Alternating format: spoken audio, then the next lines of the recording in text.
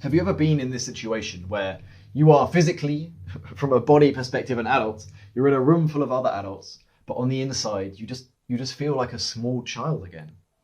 And you're acting like that as well. Like life and these other people, they all feel so grown up. And life feels big and threatening, and you feel very small. And there's a sense that you need kind of permission and approval, and need to have your hand held. You don't really feel sovereign or in control or capable, right? And I think this is the case for a lot of people. And in this video, I want to talk about what this phenomenon is, give you some examples and help you to understand how you can start to feel more like an adult on the inside. So it matches the circumstances of your life. So you're not going out looking like an adult, but you feel like an adult as well. Because this sense of being like a little child inside it holds us back in many ways. It's quite unpleasant and painful. And it's just not true. It doesn't reflect who we really are.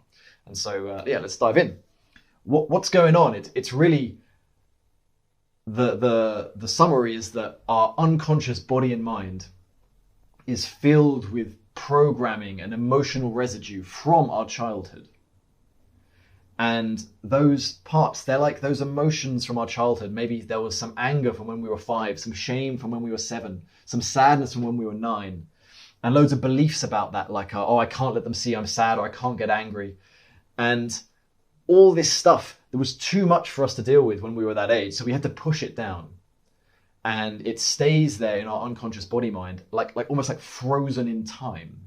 So it's like you can, in different parts of your body where you feel particular densities or maybe tensions or chronic pain, if you investigate these, you'll find that underneath there, deep down, there are these emotional residues and childhood programming that feels, it's got that age, it feels like 5 and 7 and 9 years old and so on.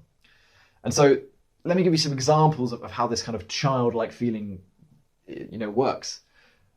For example, the biggest one, like this is huge. Have you ever noticed that when you go back to your family of origin or your caregivers, you feel like a child again? You revert to these like childish behaviors or teenage behaviors. And it's because your family are triggering up those deeper frozen parts of you that have been so stuck, because they're so familiar and they're so linked to those deeper feelings that they bring it up. So in my case, right, to give you a personal example, when I was a kid, I was a bit kind of useless. I was never really given an opportunity to try things and make a mistake. And so I would kind of drift off into my own world. I'd leave my pee bag on the bus, and I would forget certain things, and a bit useless in practical terms. And I felt kind of helpless in that, and my mum would kind of criticize me for it, and so I'd feel shame around that. And I then left home, and I kind of learnt to get on by myself. I matured, I grew up, and I was able to do all these practical things. But then whenever I'd return home, like that helpless, ashamed part would like get triggered back up to the surface, and I'd kind of be unable to make decisions or do like practical things. I feel like I need to ask my mum for like permission and for help. Like, Mum, just literally like, Mum, how do I do this? I'm like 35 years old. Like, Mum, I don't know what. It just brings up that little frozen, helpless, ashamed child again. Or let's take another example. There's a girl called Sarah, for example, who, say she's 8 years old, and she gets angry quite a lot. And her mum doesn't like that, so she just shuts her down and sends her to her room every time she gets angry. And Sarah quickly learns, it's like, okay, I can't, this part of me is not welcome. So every time it comes up, bam, it gets pushed back down. That becomes this sort of emotional frozen rage in the body from when she was 8. But then whenever she gets into a similar situation, that rage is going to come up, and she's going to push it down and feel like she's 8, like that scared little child again. So say there's a female friend of hers, a girlfriend, who starts acting a bit rude, being a bit passive aggressive, and it triggers up that anger in her, which instantly makes her feel afraid, because it's sort of reminding her body of that situation with her mum, and she starts feeling like that 8-year-old again.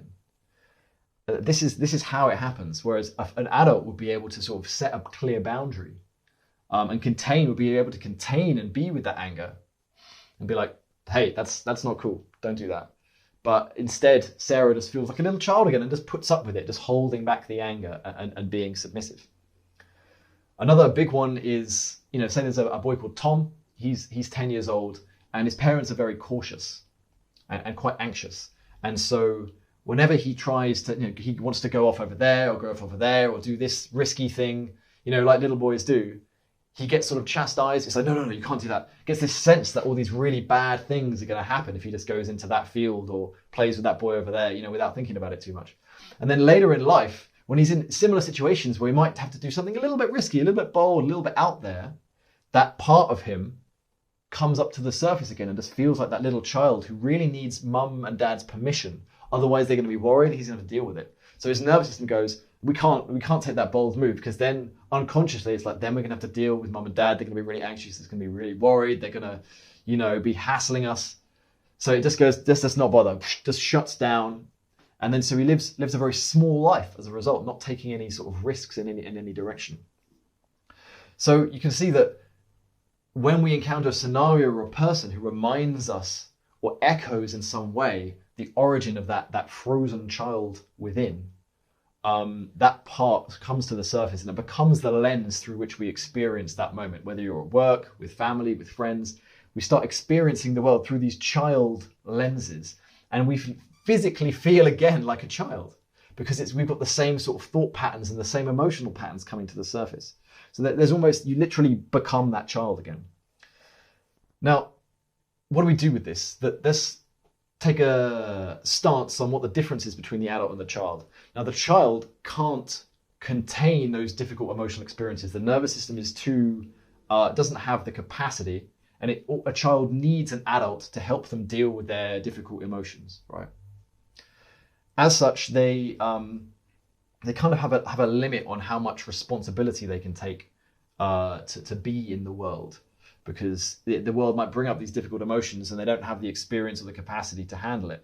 Whereas an adult has a nervous system with a much higher capacity. They can contain these different emotions of anger and fear and sadness and shame and so on, and they can kind of hold them, contain them, and still be sovereign in the world. They can go like, okay, I'm going to process these emotions, then I'm going to go over there and do that.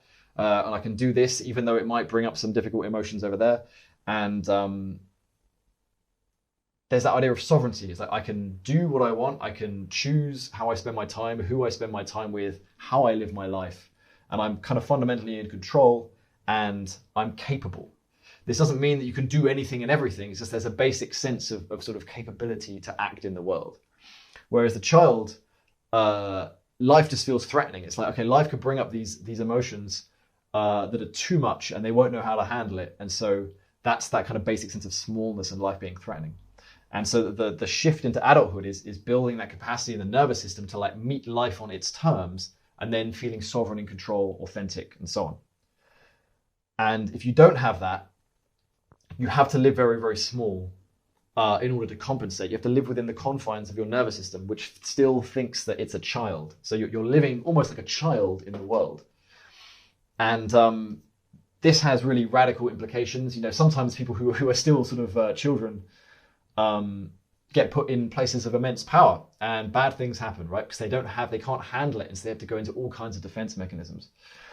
I think of like politicians, right? Like Boris Johnson or Donald Trump, for example, are classic examples of, they're commonly called man babies, somewhat judgmentally. Taking the judgment away, what's going on? It's that there are these childlike parts that are coming up within them that feel very threatened by the situation they're in, even though at the same time there's other parts of them coming in to grab the power, right? Humans are complex. And so when they get criticized, they double down, they get incredibly defensive, they lash out, right? Like a child would. They don't respond like a mature adult because they can't cope with what's happening at the level of their nervous system. So how do you go about feeling like an adult again? You have to meet those frozen child parts of you, right? So maybe that shame from when you were 5, that anger from when you were 7, you need to go back into that moment and feel those feelings. With your adult nervous system, you now need to teach these parts of you that it's safe for them to come to the surface and be felt. And as you just really go into, you have to almost become that part of you again. As you merge with that shame from when you were 5, merge with that rage from when you were 7, it integrates, and that part of you kind of dissolves and you become more whole, right? You don't have these child parts hanging on, fragmented, pushed away into the borders and the dungeons of your unconscious. So you're getting these frozen parts of you that are separate, and isolate it and bring that back in, and then you feel more whole. And that is kind of the process of gaining that sovereignty again, that capability. And then you feel like an adult in the world. You're not, you're not Superman, you're not invincible, but you have this fundamental sense of I can be who I am, I can do what I want, and I can try and do things in the world, and I'll deal with whatever comes along. So this is the work of somatic therapy. It's coming, you've got to do this at the level of the body. These parts of you, they don't exist. They partially exist in the mind, but just dealing with it cognitively and figuring out intellectual insights about why you are still behaving like a child is not enough. You need to actually find those parts of you in your unconscious body that are still believing that you're a child, that feel like you're a child, and really meet them directly and feel those parts fully and do some inner child work with them to help them feel like safe again to be able to relax. So I help people with this one-on-one doing somatic therapy.